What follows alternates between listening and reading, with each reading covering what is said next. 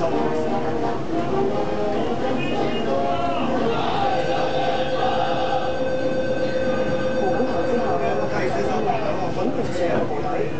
上軍服嘅胡錦濤喺氹仔營區檢閱駐澳部隊，指揮18官兵分成3個儀仗分隊，各持衝鋒隊，列隊喺10個嘅裝甲車前面接受檢閱。胡錦濤早前以中央軍委主席嘅身份簽署通令，交掌駐澳部隊農曆守法、愛澳親民、出盡顯示威武之師、農曆之師嘅良好形象。下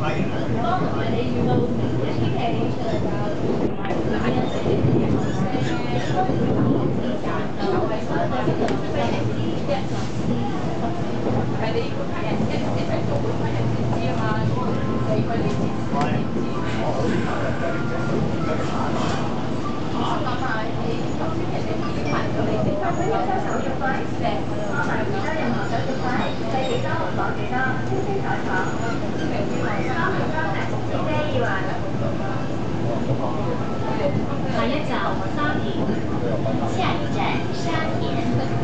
Next station, Shanghai。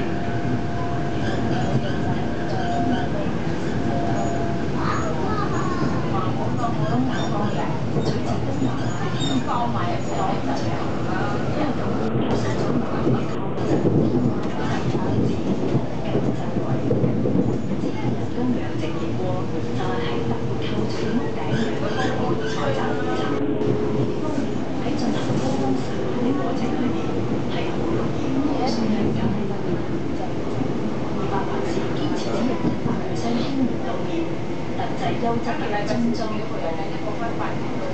華納斯指明研究燕窩嘅功效，將大自然珍貴嘅精華帶俾消費者。只因舊浸100%天然油，華納斯冰多子多吸金試食。